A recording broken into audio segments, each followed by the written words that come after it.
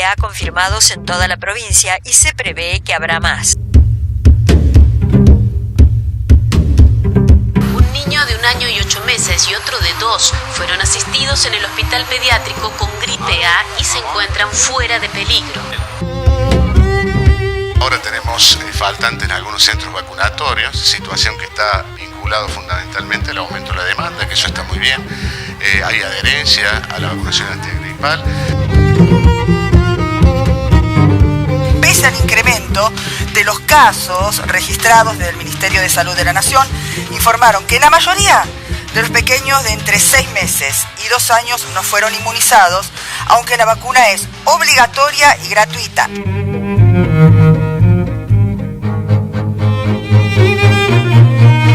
Alértense 5N, son 12 los muertos por gripe A en la República Argentina.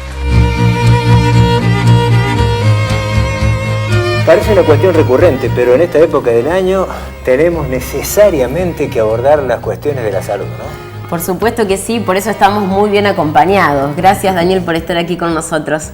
No, muchísimas gracias, Julia. Es un gusto estar contigo, con Vicky, en Identidad Privada. La verdad que en este programa me siento muy cómodo siempre. Bueno, muchas gracias. Daniel, hace poco hablábamos de dengue aquí en el programa y ahora tenemos que hablar de gripe A. ¿Hay una epidemia o no de gripe A? No, no hay ninguna epidemia, pero es cierto como lo estás planteando. Todavía no ha terminado los casos de dengue, todavía tenemos algunos. Se adelantó mucho el frío y se adelantaron mucho la circulación de algunos virus respiratorios. Entre ellos, lamentablemente, el de la gripe. Y esto sucede porque en general los virus estos entran por avión, ¿no? Entran por Ezeiza, por el aeropuerto de Córdoba, porque hubo hace 1 mes y medio un brote epidémico muy importante con muchos muertos en San Pablo. Y por allí han venido los virus que nos están en este momento contaminando en la Argentina. Y ha habido varios casos en Argentina, los esperables para la época. Pero ¿qué sucedió? En Córdoba, en toda la nación, ¿no? Se está vacunando desde marzo a los grupos de riesgo. La gente en general demoró un poco en irse a vacunar. De golpe empezaron a aparecer los casos, hubo algunos casos fatales y se asustó todo el mundo y fueron en manifestación a vacunarse. Por eso algunos vacunatorios en algunos momentos se quedaron sin vacuna. Y a tal punto que mucha gente que pertenece al grupo de riesgo no se pudo vacunar. No, pero enseguida van llegando las vacunas, ¿no? Eso hay que tener paciencia y esperar unos días. El adelanto indudablemente nos agarró mal parado a todos, ¿no? A la gente que diagrama el esquema sanitario, la respuesta, como así también a los grupos de riesgo y al común de la gente que habitualmente sufre mucho con el frío. Sí, en general yo siempre digo que el invierno es un desafío para el sistema sanitario, ¿no?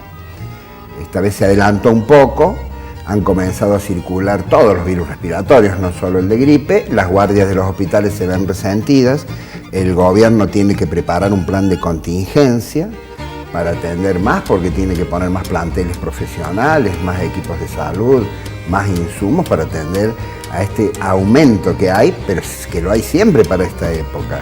Por eso hay que estar tranquilos y lo que sí a mí me parece importante, por eso agradezco la invitación, es que repitamos, aunque nos cansemos y parezcamos aburridos, cuáles son las medidas de prevención y cómo tenemos que hacer para no enfermarnos. ¿Cuáles son? Bueno, en primer lugar, en cuanto a gripe, la vacuna, que es buenísima, es una vacuna trivalente, que es muy eficaz, contempla los 3 tipos de virus que circularon en el hemisferio norte en el invierno pasado y es muy buena. Es una vacuna que se le coloca a las mujeres embarazadas a todas y en esto hago especial hincapié porque es muy agresivo el virus de la gripe con las mujeres embarazadas. Cualquier época de su embarazo se lo tienen que colocar. Los niños de 6 meses a 2 años se tienen que colocar 2 dosis pediátricas separadas por un lapso de 1 mes entre una y otra, y los adultos mayores de 65 años. Además, todos aquellos que no estén en estos grupos que acabo de mencionar, pero que tengan alguna enfermedad crónica, que sean obesos, diabéticos, hipertensos, asmáticos, fumadores, también son grupos de riesgo, también se tienen que vacunar. Daniel, las vacunas nos han permitido en la historia erradicar algunas enfermedades que eran muy fuertes. ¿Por qué todavía hoy hay sectores, incluso de gente preparada, formada, que discute la efectividad de la vacuna? Bueno, eso siempre ha sido una lucha, ¿no? Lo has dicho muy bien, las vacunas han erradicado de la faz del planeta enfermedades como la viruela, por ejemplo. Casi estamos a punto de erradicar la poliomielitis, que vos sabés todo lo que ha significado. Pero sí, primero hay grupos de personas que son antivacunas. Nosotros acá en Córdoba tenemos en la zona de San Marcos Sierras, Capilla del Monte, bastantes grupos de personas que no quieren vacunar a sus niños, lo que hace que esa sea una población muy vulnerable, porque de llegar a circular alguno de estos virus en esos lugares va a ser una catástrofe, realmente, porque casi nadie tiene anticuerpos.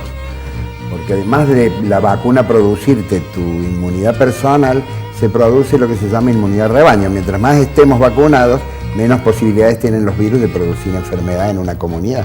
¿Estás de acuerdo, Daniel, con el tema de las escuelas, de que los chicos no concurran a clases? Entendamos bien cómo debe ser. Ningún niño enfermo debe concurrir a clase, ni adulto tampoco, ni a trabajar, nada, porque es muy fácil contagio. Si yo estoy con gripe en este momento, hablando con ustedes nomás, tosiendo, estornudando, puedo contagiarlos. O sea que los que están enfermos no tienen que concurrir a clase. De todos modos, las escuelas tienen que seguir abiertas. No hay ninguna alarma como para decir suspendamos las clases, al contrario. Y los incito a tomar todas las medidas de prevención.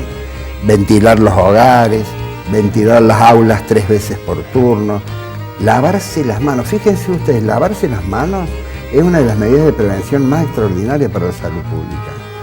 Lavarse las manos bien y mucho. En eso las maestras nos ayudan mucho porque les enseñan a sus alumnitos cómo deben lavarse las manos, cómo deben toser, cómo deben estornudar, cómo deben desechar un pañuelo descartable. Todo eso, ventilar las aulas, evitar los cambios bruscos de temperatura, no sobrecalefaccionar y ante el primer síntoma no medicarlo al niño ni automedicarse, ir al médico. De esa manera todo va a andar bien, hay que estar tranquilos y contentos. Muchas gracias por estar aquí con nosotros. No, muchas gracias a ustedes por la invitación. Bueno, continuamos en Identidad Privada.